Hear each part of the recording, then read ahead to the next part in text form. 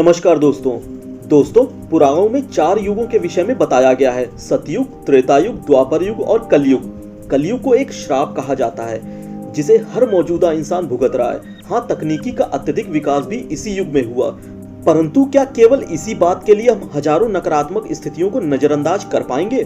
क्या हमने कभी इस बात की ओर ध्यान दिया है कि ऐसा क्या कारण रहा होगा जिसके चलते कलयुग को धरती पर आना पड़ा? वह न सिर्फ आया बल्कि यहाँ आकर यहीं का हो गया। तो आखिर क्या रहस्य है कलयुग के धरती पर आगमन के पीछे?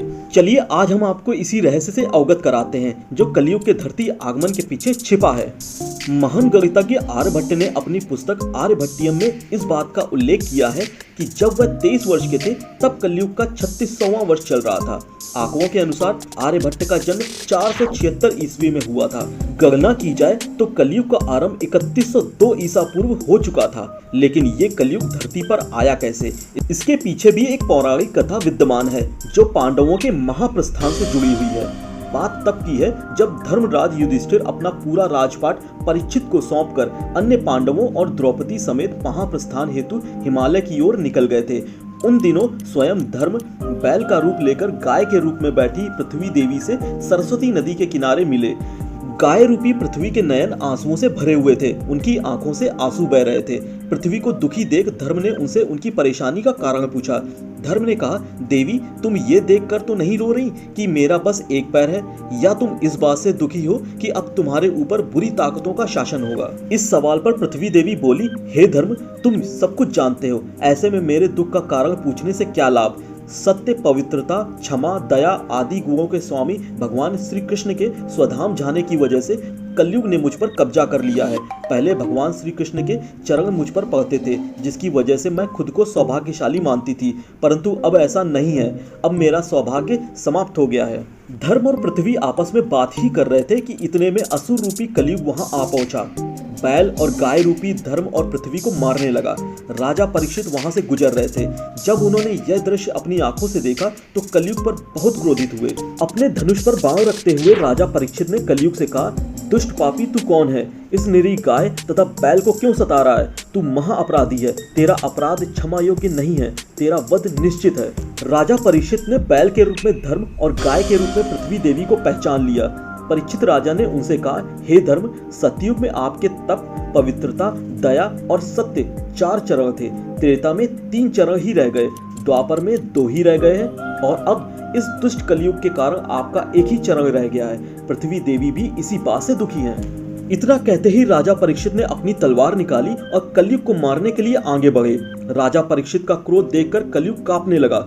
कलयुग भयभीत होकर अपने राजसी वेश को उतारकर राजा परीक्षित के चरणों में आकर गिर गया और क्षमा याचना करने लगा।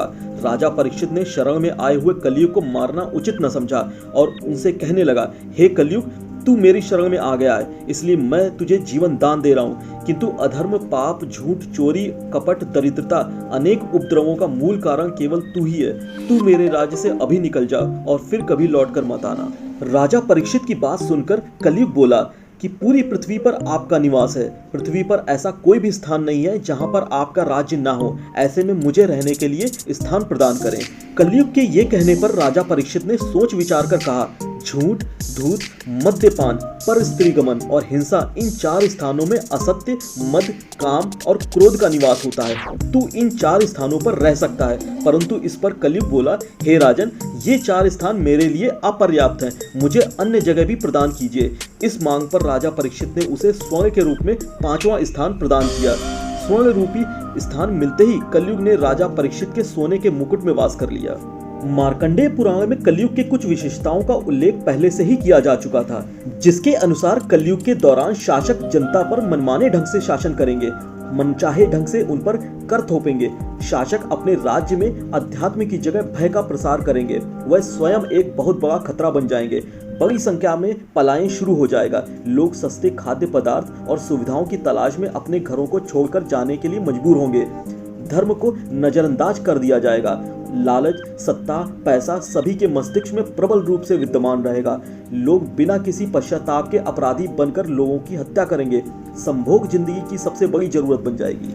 लोग बहुत आसानी से कसम खाएंगे और उसे तोड़ देंगे। वचनों का कोई अर्थ नहीं रह जाएगा। लोग मदिरा और अन्य नशीले पदार्थों की चपेट में आ जाएंगे। गुरुओं का सम्मान करने की परंपरा समाप्त हो जाएगी। ब्राह्मण ज्ञानी नहीं रहेंगे। क्षत्रियों का साहस खो जाएगा और वैश्य अपने व्यवसाय में ईमानदार नहीं रह जाएंगे।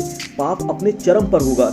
दोस्तों, यह सब तो हो ही रहा है। मजबूरी या मर्जी, हमने कलयुग को अपने घर में रहने का मौका दे ही दिया है। दोस्तों, आज के वीडियो में बस इतना ही। अभी तक आपने मेरे चैनल को सब्सक्राइब नहीं किया तो प्लीज सब्सक्राइब कर लीजिए और कमेंट करना बिल्कुल मत भूलिए। थैंक यू दोस्तों।